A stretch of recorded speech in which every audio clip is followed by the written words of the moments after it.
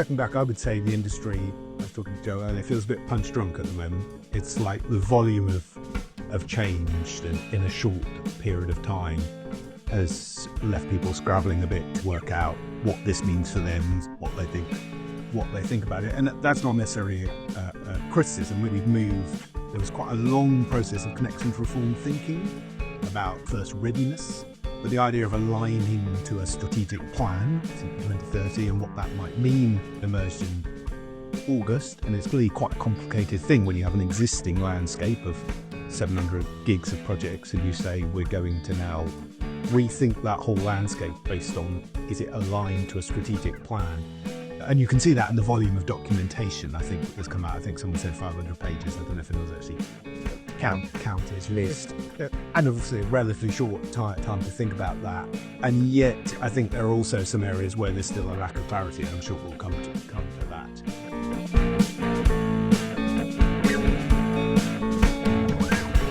Hello and welcome to the Connectology podcast. Here, Road Knight Taylor's influential team of elite connection specialists and their expert guests help you to better understand distribution and transmission network connections and how to acquire them faster, for less cost and at lower risk.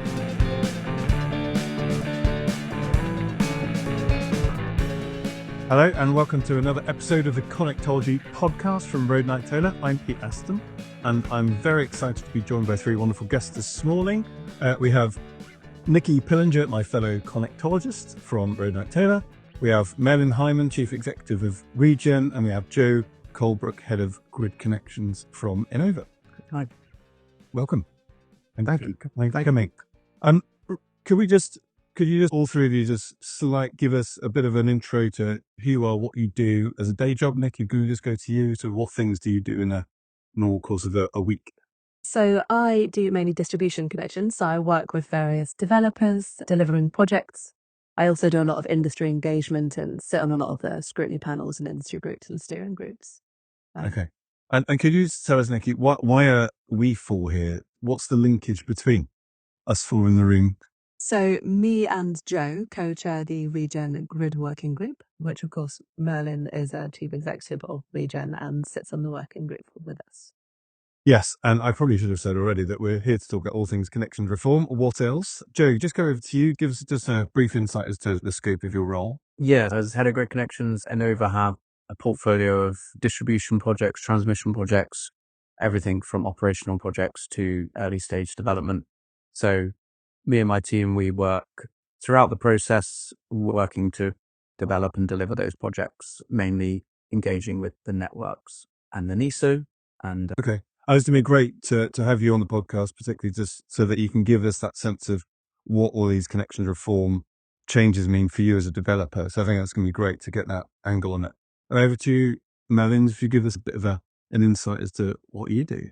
Lovely. Thank you, Pete. So thank you for the invite. So I'm Chief Executive of Regen, which I think most people know, but is an organisation whose mission is this transformation of the energy system to net zero. And we do that in a number of ways, providing advice, thought leadership and influence and policy formation.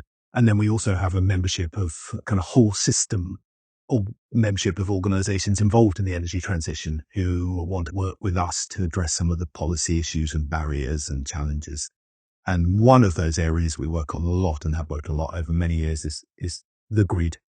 And our Grid Connections Working Group is getting bigger and bigger. I think there's 140 attending this meeting today. So there's a lot of interest in there. And because of that kind of experience we've gained, I was asked by NISO to chair the Connections Process Advisory Group. And how long has that been going? That's a year. There was a predecessor group whose name has thankfully left my brain, which I also chaired. And then I also sit on the Connections Delivery Board, which is the kind of next up in the hierarchy. But I should say that this is all views here are my own Regen's. I'm actually not speaking for NISO. So the Grid Connections Working Group, that's obviously been going for quite a few years now. And has that borne lots of fruit? Is the main purpose of that just to collaborate, share ideas between sort of various people in the industry?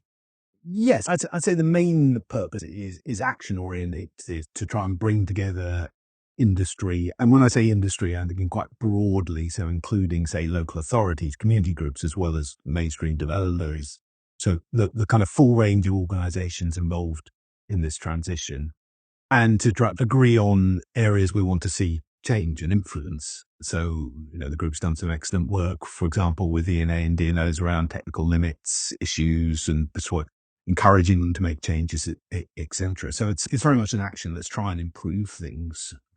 Yeah. Okay. Brilliant. Joe, I'm going to go over to you now. So obviously one of the big parts of connections reform, and it's probably worth saying, Joe, you've been sitting on all of the connections reform working groups, haven't you? 60 plus working groups. For the benefit of the viewers, is that on the CUSC panel, Connections Use of Systems Code panel, which governs the CUSC and the energy code. Yeah, I have that experience as well as the sitting on 60 working groups. So very involved in grid connections reform. So you've been in the weeds of trying to work out what connections reform should and shouldn't be saying. Yes. And involved in lots of those discussions. So yeah, thank you for doing that on behalf of the industry and for everyone else who's been doing it as well. Hard work.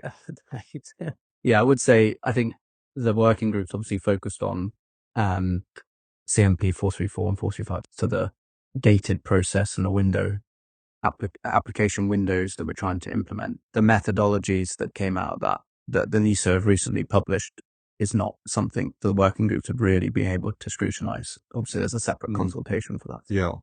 Yeah. And well, as I say, we'll refer to all the consultation later on towards the end. But one of the methodologies published is all about the reshuffling of the queue to how it's going to fit within the sort of gate to readiness criteria and the Clean Power 2030 needed criteria. So how's that looking for you as a developer? Is it Innova? Yeah, I think particularly the key part of the methodology is the reordering of the queue to the existing queue. We have connections, so transmission connections that range from sort of 2027 to 2030, so a broad range. And obviously we're really keen to unlock some of those connections which are much later, but at the same time, connections reform creates a lot of uncertainty, and uncertainty is never a good thing in the investment world.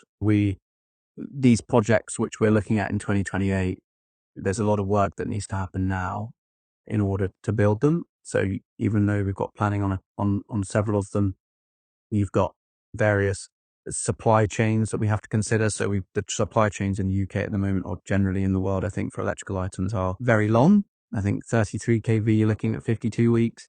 So up to 400 kV, you're looking at nearly 3 years. And for 400 kV transformers. So we need to be making decisions now and investment decisions now. And I'm concerned, I think Innova are concerned that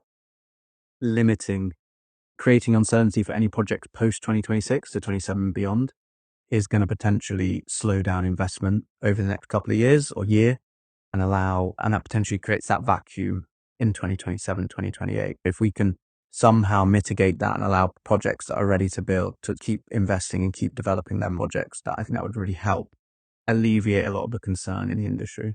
Are you seeing any difference between your distribution projects and your transmission projects? Because obviously there are very different lead times on different items there. Yeah, I think that's it really. It's mainly lead times, right? So your distribution projects, we're looking now, some of the ones we're building, we're hoping we've just completed ICP tenders and they'll be hopefully built in 2026.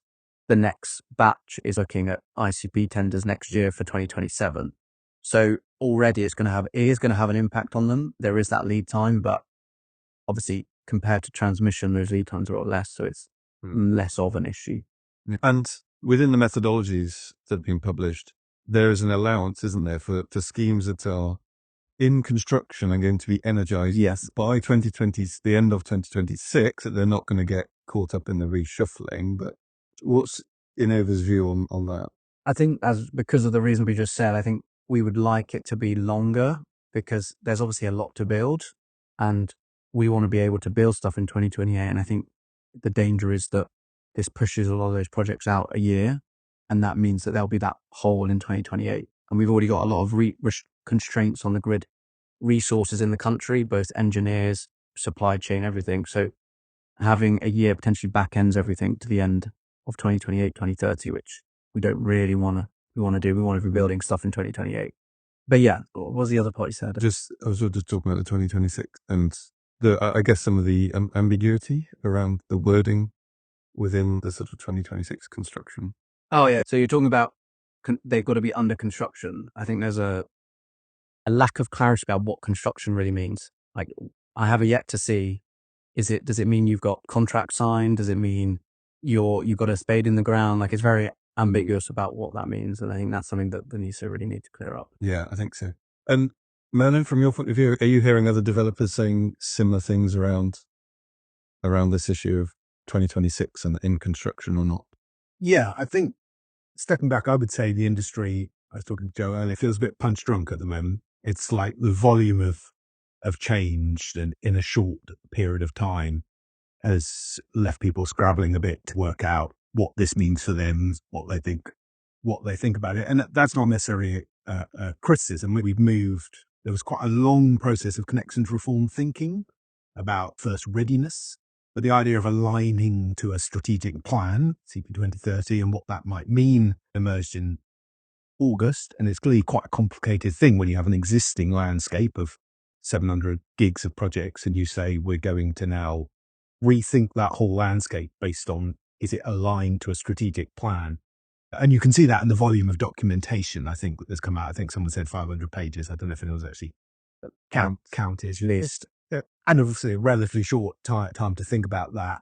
And yet I think there are also some areas where there's still a lack of clarity, and I'm sure we'll come to that. You know, all of this is about a noble, laudable aim that I think everyone shares, which is to get more stuff built quickly to accelerate this transition. So I think everyone's behind that. So I think everyone's got a lot of goodwill and wants to work with this process and wants them to make it work. But it is a challenging timescale for everyone, I think, and a challenging scale of change. And I have heard from quite a number of people, Joe's point, could we give certainty a bit further out so that those who have really have already made significant investments are definitely not negatively impacted, because that then sends ongoing signals to future investors we're trying to, I think, was it 40 billion a year? We're trying to get an eye-watering amount of investment into this country, into clean energy projects in a very short space of time. So to attract investors, we don't want to create risk. So is there anything else that we can do to make sure that anyone who's already well down the path doesn't get caught by this? And indeed that to not do exactly what Joe's want. I'm sure Chris Stark listens to the RK2. Yeah. I don't know if he does any shows, I'm sure he should. No, please build. Let's get on with it. So anything that we can do to avoid risk, there's an avoid delay, I think is really important. And at the latest webinar, James Norman did signal willingness to consider that date. And also, I think it was Paul Mullen, his colleague, talked about the need to define what they mean by construction. So I think everyone's moving at a fast pace here, trying to work some of this stuff out. Why it's so important that we do discuss it, engage in it, and the industry does highlight the issues it's seeing. And just on that point, I think there's a couple of things I like. You talk about engaging with the industry. There is so much knowledge in the industry. I think that lots of people have built connection projects before, or transmission connected projects before, distribution connected projects before. And there are all certain things you have to do in order to develop them, in order to deliver them and construct them. So I think there is evidence and things you could choose, whether it's surveys, feed studies, contracts, however you wish to do it, where you can say that provides enough certainty that you're going to build in 2028, right? Because there's a big difference between having a grid connection and planning permission, yes, and having a project that's actually able to be delivered, isn't there? There's a massive great gap. It's something that people will take a financial investment decision on and invest several hundred millions of pounds. Yeah. People don't do that on a whim. No. And I guess some of the criteria at the moment within connections reform are understandably to some extent quite coarse. Have you got land? Have you got planning in terms of the reshuffling of the queue? But it almost feels like there's steps beyond that which needs to be about, are these projects really deliverable by 26, 27, 28, whatever it is? So I guess moving on from some of that uncertainty, perhaps, that some of the reshuffling's causing, Nikki, just come over to you. There's already various things bubbling around in the background anyway, aren't there, that are causing a certain amount of uncertainty. I know you had a few thoughts. I just wondered if you could just unpack those for us. There is, yes. So we have, we've been aware of this queue issue for quite some time. And initially we had the National Grid's 5-point plan. About that. It feels like a long time ago. That was initially supposed to sort the queue out. That was the aim of that. That's somewhat been superseded by what's happening now. But alongside that, we also have the EA, and they had a 3-point plan. Among that were technical limits. So there's, which already creates that ambiguity as to what is a connection date. So there's projects that have actually received a technical limits offer, maybe in December, January, and they've been getting on with their projects for the last year or so. And now, because of this queue reshuffling, that does actually put them fairly significantly at risk. Are you saying that there are some projects that have had a technical limits offer and then have gone, I can proceed under that? So Finland doesn't know the technical limits offer is essentially an active network management type connection. You can connect early, but you're going to have some curtailment potentially instead. So are there some projects who you think are developing under technical limits, but now are saying, I might be at risk of having a queue date pushed back because of potentially? So there's very little clarity on how technical limits is going to be managed. We heard it said that yes, that will continue. But equally, technical limits, it has applied to quite a lot of projects. And because you might have only heard fairly recently that you can actually connect earlier, projects probably haven't gone into planning. They certainly haven't come out of planning. Timescales for planning are 9-12 months at the moment for projects to actually even come out once they've put planning in. Yeah, so it's quite a challenging landscape in terms of it, especially it being NESO-led. Those nuances of how this is going to impact distribution, I think, still need an awful lot of work. There's still that sort of wider A&M piece as well. You've got A&M in some parts of the country, not in others. Scotland is particularly complex in terms of what we're doing with A&M, in terms of what the transmission distribution interface is there.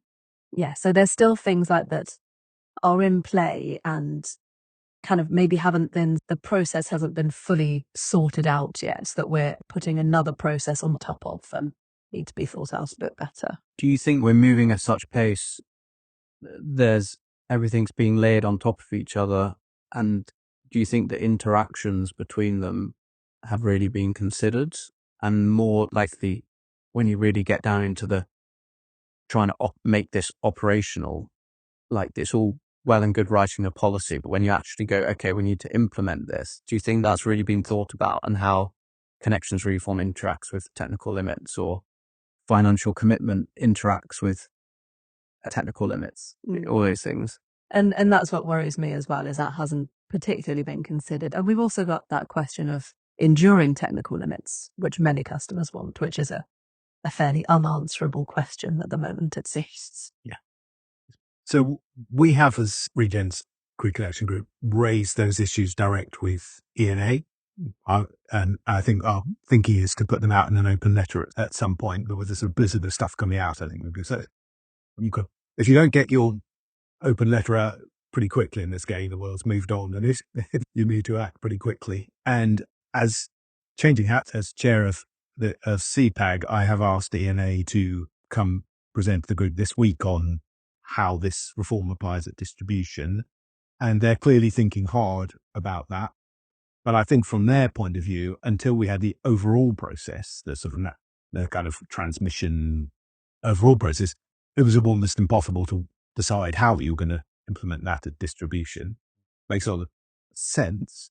But given the timescales, if we're trying to get all this in by the end of March and new offers out kind of April, and if we miss that time, then we're missing people getting new offers next year, and we're trying to build, that's not great in a 2030 context. So there isn't very much time there. So that's going to be a real challenge, I think, for ENA and the DNOs, and as Joe points out, working collaboratively with industry to iron out all those details very quickly. And that's why we need to use transparency to our advantage here. I think there's no point hiding anything, because you need everyone's brain on this challenge. You can't be like, we're going to go away and think of this in a private room and then come back to you with an answer, because inevitably you haven't thought of everything, because it's impossible for one person or a very small group of people to know everything that's happening and understand everything in this industry. So the more that's out in the open and the more that is there for people to challenge constructively, the more, I think, the quicker we can get to an answer. I think that's often been a problem in the past, is people have just thought, I don't want to share that because I'm worried about the negative feedback, the challenge. And that then means that we've then delayed that inevitable challenge a few months down the line. So I think the more transparency, the better, and the quicker we can make this all work. Just widening the perspective out slightly, Merlin, how are you seeing this in the sort of wider context of delivering net zero generally? That there is this ultimate goal for us to get as a country to net zero at some point. Is this actually going to accelerate us getting there? Yeah, good question. I guess everyone agrees that we weren't in a good place before. The current where we were before was not fit for purpose, and we can all debate why we got to that place with projects getting connection dates at 2040 or whatever, 700 gigs in a queue where we need maybe 200. All of those points. So I think everyone's very highly supportive of connections reform, and I think there's a lot of goodwill towards CP 2030. Why, as an industry, would we not support a massively ambitious government mission for clean power? Absolutely. Yeah, the decisions that have been made over the last few months and the directions taken were subject to some debate, and NESO with Ofgem and DESNZ have made various calls about the approach we're going to take. I think there's a lot of concern out there, but I think probably most people are in a mindset of how do we make this work now, rather than let's argue about whether we should have gone this direction 6 months ago or a year ago. I think, I don't presume to speak for everyone in the industry. Fundamentally, what we are talking about is building a lot more, a lot quicker. That stuff we all want to do, we can all get behind. We have a proposal on the table. How do we make it work as best we possibly can? I think that's where most people are. I think so. And I think it's really easy to lose sight of the fact that this is a massive change, isn't it? To the industry, the biggest change in many decades of this energy transition. And so actually, I think I certainly agree with you that there's lots of really positive things going on. And it's really easy for, I know, us, we get stuck in the detail and go, oh, this is terrible and that's awful. But yeah, if you take a step back and you go, actually, there's lots of good things going on. And it's really difficult as well, actually, isn't it? I think lots of people are working really hard.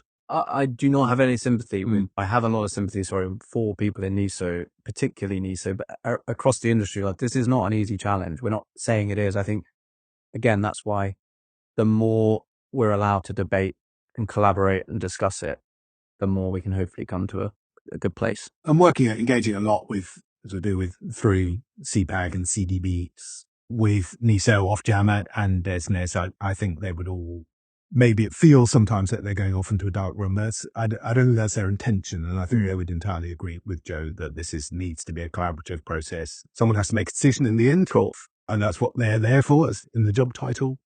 NESO and fundamentally Ofgem, really, which is the critical decision maker in approving a lot of this stuff. But I think they're very keen for as much collaboration and transparency as possible. And this is a consultation. There is a consultation out. That's the way. So we do have that chance to engage and try and shape it at this point. And I know it's difficult and complex and everyone's very busy, but I think this is a moment everyone does need to respond. And I don't think, speaking to everyone, I don't think this is I don't want to use the word, as a sham consultation. I'm sure government and these agencies would never do such thing, but maybe there are times they go into these processes with a pretty set view and they're not interested in change. I think because we've been moving so fast, I think they really recognize there could be lots of issues and details and challenges, and they won't have thought of everything. They must have done an enormous amount of work and burnt a lot of night oil to get to the 500 pages that kind of handed to them. I think that definitely there's a lot of openness to listen and change, but it is being done at pace, and which is definitely a challenge. Hi, I hope you're really enjoying this episode so far and are gaining a lot of very useful insight. If you're a new listener, I hope that you'll feel like you might come back. If so, make sure you hit the follow button and feel free to sign up to our newsletter, The Connectologist, at roadnighttaylor.co.uk, so you don't miss out on any of the podcast, webinars, case studies, thought pieces and explainers. Just on to you, Joe, one of the documents that NESO produced was the Clean Power 2030 plan and their associated data impact assessment, which was trying to define the size of the pots of different technology types that are required for 2030, which is obviously a very challenging thing to do because we haven't yet had the Strategic Spatial Energy Plan. I think that's what it is, SSEP, isn't it? So how are Innova seeing that? Because obviously that quite heavily impacts on potential opportunities up to 2030. Yeah, I think obviously it provides a strategic direction, right? It provides a good clarity as to what we as developers should be targeting. And that I think helps. If everyone is going in the same direction, that obviously helps a lot. Like, I think, it would have, having this in the past would have probably have stopped having the 200 gigawatts of energy storage in the queue, which I think a lot of people might turn out to be that a lot of money has perhaps been invested there, which maybe didn't need to be, or is. So it does provide clarity, which is really good. I think the thing that it will do next is then it will concentrate investment. So there is a very set plan and a very specific group of technologies and values of or capacity of technologies that we need to invest in as a country. And so everyone will concentrate their investments within that plan. And that can potentially be seen as a good thing, but could also be a bad thing. Like, infrastructure is hard to deliver, especially in a land constrained place such as the UK. So it takes time. And therefore, if you want to pivot or change your strategy, you can't do that very quickly. In setting this plan, you're going to concentrate investment, but therefore you need to be confident that your plan is the right plan and have measures in place to change your strategy years in advance of when things are actually delivered. We don't want to be getting to 2030 and going, oh, maybe we should have built more energy storage because you've got to wait another 3 or 4 years for someone to go and build that. My coming back to Merlin's point about consultations and engagement, I'm really glad that there's a consultation on methodologies and on connections reform. The one thing doesn't appear to be a clear consultation on is the Clean Power Plan and the values in those pots.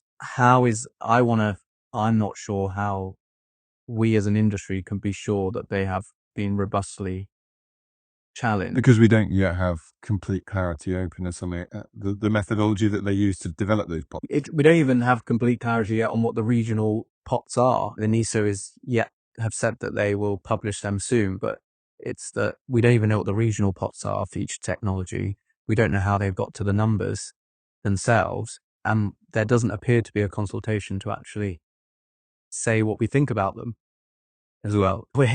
I am a little bit concerned about that.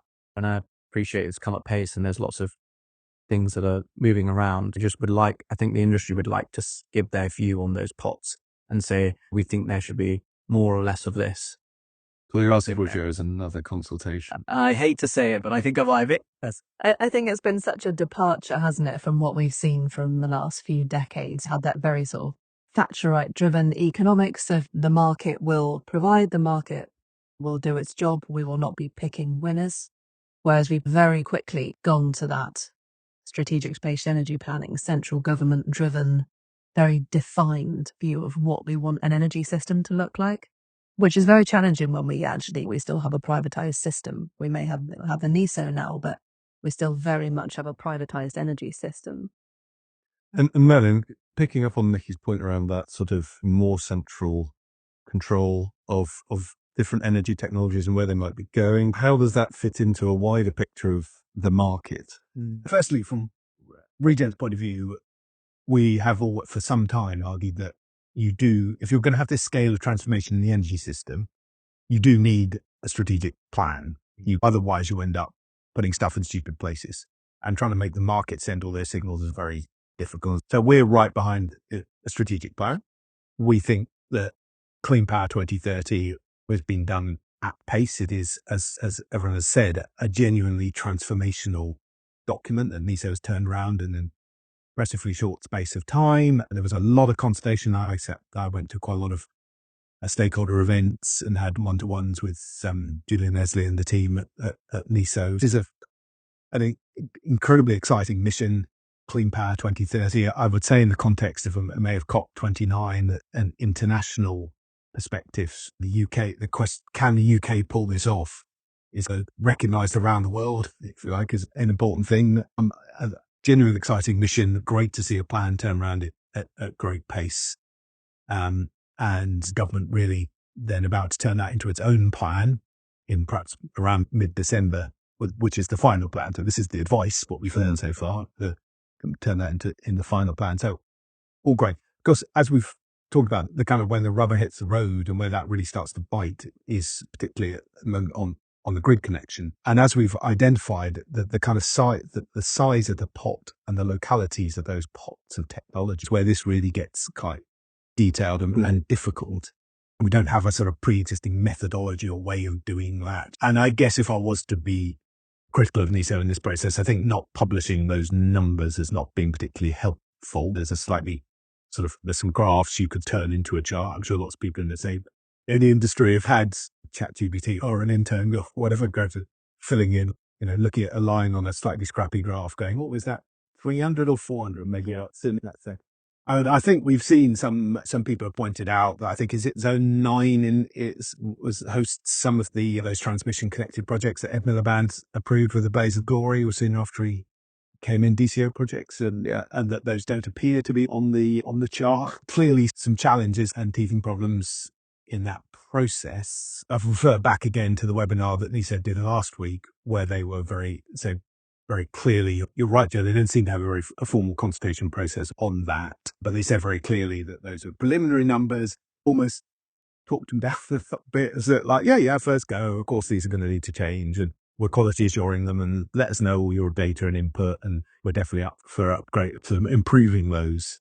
Yeah, so I think that process has perhaps not been quite as slick and well communicated as it might have been. But everything's happening at pace, but that we do now have that open invitation. And I think everyone will, I hope, be going back and trying to provide a bit more evidence as to what those numbers should be. I guess there are some decisions in the end of that. Someone does have to if we're going to do it this way, if you're going to have a strategic plan, someone has to make a decision about somewhere, somehow, or what's in the plan, what's not in the plan. But just as we've talked about before, I think a lot more transparency and openness about that. And to be fair, NISO have said that's what they're going to do. To be fair, we put a lot of pressure and ask on NISO. I think we as developers and as industry, when we are providing consultation responses, when we are trying to challenge the numbers or things that are in the methodologies, I think it is really important that we do provide evidence. I think too often we're very good at providing opinions. And I think we just need to be, if we're going to be helpful here, if we're going to be constructive, we need to provide that evidence and say, this is why we think you need to do it. And this is the evidence to back it up. And that will hopefully help. Because NISO are open to change. Yeah, everyone I think is open to listening. So I think that will help the conversation. Thank you. I'm going to ask your opinion now. Yeah. On the financial instrument. So this is Yes. The idea that we need to, schemes will have to sort of be topped up to £20,000 per megawatt security on their project following Gate 2. Have Innova had a chance to digest that, think around what that might mean? Yeah, maybe we just take a step back and what the NISO has proposed and what the practicalities are for someone like ourselves, right? You're going to ask someone to put £20,000 up per megawatt from the moment they accept a connection offer. Now, in the current... A Gate 2 offer, is it? A Gate 2, sorry, yes. At the moment, that means you've got a land option. It means that you are quite likely to have a Gate 2 offer without planning. So you're going to then put up £20,000 per megawatt, which, let's say you've got quite a standard 200 megawatt energy storage or solar project at transmission. That's £4 million, if my maths is right. Yes, I think so. Yeah, £4 million. So you've then got to finance that £4 million. Now, you either do that off your balance sheet, which I think most developers are not in a position to do that. You get a shareholder equity in to fund it, or you try and fund it through the asset itself. Now, that asset without planning is not worth £20,000 per megawatt. So that's not possible. So you're then asking investors to risk their money on this. And developing itself is already a very risky business. There is already weak developers, people who are getting planning and grid connections for projects are already taking most of the risk, or certainly the risk reward is very high. And you put a lot of money up front hoping that you get a payoff in the future. Is anyone going to put down £20,000 per megawatt? I'm not sure. So it's going to really reduce the players. It's going to reduce the competitiveness in the industry for developing projects. So for me, the number one thing with this financial commitment in its current form is it's anti-competitive. And that, I think, is something that really needs to be thought about. And second to that is, this was obviously the reason we got to where we are is because the Connections Action Plan, I believe it was, mentioned the need for for NESO to consider financial incentives to reduce speculative projects, I think was the word. And I think that we need to take a step back and say, and talking about earlier, we talked about interactions between all these moving parts, as we need to take a step back and say, is that financial commitment still going to do or is it needed in the same way that it was needed before when we started connections reform? And I think with all the reforms that are coming in through the code modifications, we've got gated process, we're linking land to to connection applications. So now you can only move 50% of your capacity outside of your original red line boundary. So the land that you've linked to your connection offer, which kind of stops anyone saying, I want to build a site here, and then going, actually, I've changed my mind. I want to build a site down the road with another landowner. They can't do that anymore. They need to apply for a new connection and go through the process again. So, yeah. So first, I'm not sure it's needed anymore. Nikki, are you hearing similar things from other developers that you've been working with? Yes, certainly. So I personally have some fairly strong views about this. Yeah. So we've spoken about this a lot, but it certainly seems like too blunt an instrument. And like Joe says, it seems very anti-competitive. To me, it seems like you would be kicking out most developers, even the large ones. By the way, it seems like a bit of a tirade against the sort of smaller, maybe speculative developers, which, by the way, are a very important part of the industry. That even the larger ones, this is unfundable for most people, or for most companies, apart from large utilities. So that to me is incredibly anti-competitive. I also don't think it's needed at all. We have a securities and liabilities process for a reason. That should be done properly. The reason that we have so many people sitting in the queue without very high securities and liabilities is because they have 2037 connection dates, which they shouldn't be having in the new system. So that should actually get over that problem. £20,000 per megawatt is just, it's a huge amount of money. You think about, Joe said, even a 50 megawatt solar park at distribution, that is £1 million at a stage of a project where it would be hugely financially irresponsible for a developer to risk that much money at that stage. Hugely, enormously financially irresponsible. You wouldn't do that. It's not correct. And I guess with the current securities encapsulation liabilities process, you can get some big numbers through that, but it's linked to something specific, isn't it? Here's this bit of work that's going on, and you're securing this bit of it, which is difficult to take it. Sometimes on some projects, but at least there's a sort of a rationale behind it. That you can go, there's some logic as to why you're having to put that particular security up. Yeah, whereas £20,000 per megawatt, that isn't linked to anything. It's a fair. Pillinger did a study, which is what it's. Yes, no, I appreciate that's what it's linked to. It's not linked to anything physical. Yeah, I think in the Pillinger, if my memory serves me correctly, is that they linked it to what the project would be worth once it got to a certain stage. So they were trying to say, you need to spend this much money to develop a project, and therefore you should put that money up. And as you spend money, you can draw down on this money you've put up front. But I think that kind of can see I can see what they were trying to achieve. I think it fundamentally misunderstands how you develop a project and the commercial risk you have to take. Yeah. And it's just not reflective of the infrastructure that's actually being put in. If you're securitizing against a new SGT or something, that's understandable. I get that. But just securitizing for the sake of it, especially, like we said, at that stage of a project, it's not viable. It will destroy competitiveness within the industry, I believe. It's not necessary. We did obviously discuss this at the last Regen group in some detail, and Joe drafted some questions for us to send out to the membership. And the response was interesting, I would say. About 50% were, no, we don't need this. But about 50% were, okay, I'd pay something, maybe more like an order of magnitude lower. And then I think we got one person who was like, yeah, fine, I'm happy with that. But yeah, I think there was a split between the industry between some willingness to put down something, but not at the sort of level we're talking about. And then and then the other half saying, we don't need this at all. We've got existing in process. And just to feed in, that was the sort of wisdom of the crowds coming back. Thanks, Vernon. I think this brings us to our very last point, which is the consultations. So there is a chance to respond to the consultation, isn't there, on the financial commitment?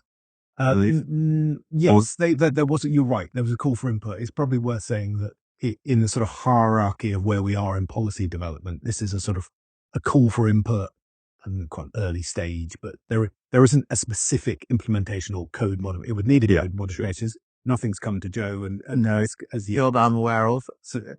So it's the other things we've been talking about are code mods and methodologies set tabled. This is what we are going to do. Tell us if it is wrong. This is more, we're thinking about this. What do people feel? What do people think? And then if it was, once they've had that, they would then have to go through the code modification process and have Joe critiquing what they're doing and everyone else in the usual way. And a call for input is a really sensible thing to do before you raise a code mod. What do you think as an industry? We can feed that into the proposal. So that call for input closes on the 22nd of November, so this Friday. So it'd be... So by the time you're listening to this, it's probably in the past. Probably in the past, yes. But hopefully everyone who has, obviously, then you can go to the working groups if you so wish, once it became a code mod. So I think with the financial commitment, there'll be plenty of opportunity to engage and consult on it if you have missed a call for input. And there are some other actual consultations out still that can be responded to. Do you want me to go? I do want to, because I can't remember any of them. This is testing. Testing my memory, but also showing what I've been working on for the last how many months and weeks. So you've got the connections reform code modifications, so CMP 434 and 435. Those, the code admin consultation. So there's already been one consultation. This is the next one to the code admin consultation. Runs until Tuesday, the 26th of November, 5 p.m., which will possibly in the past by the time you watch this. We'll see. So that's one. Then you've got the methodologies consultation, so which includes the draft impact assessment that we talked about earlier. That goes until the 2nd of December, also probably 5 p.m. Everyone likes to end their consultations at 5 p.m. And then there is the call for input, which we discussed. And I think that's all of them at the moment. Isn't there the Ofgem end-to-end review? There is the Ofgem end-to-end review, which I believe is 13th of January. I'm 90% sure on that. Any more for any more? And also I think it's worth saying, similar to what Merlin said earlier, NESO have asked for feedback on the Clean Power Plan. I don't know whether you can share some contact details as part of this podcast, but there is a connections reform Dropbox that you could send some feedback to. So it's not formalized, but they are open to receiving it. They are keen. So I would encourage anyone, if they have got some particular views and evidence to share that. Thank you. I think, definitely we all like to share our opinion, but let's share some evidence as well in the consultations. I think that's all we got time for. Thank you to all of you for joining us on the podcast. Thank you everyone for listening, and we do hope you've enjoyed it, and we hope you tune in for our next episode as well. But thank you and goodbye. Thank you very much, Pete. Thanks, Pete. And thanks, Joe and Merlin, for coming. Yeah, thank you.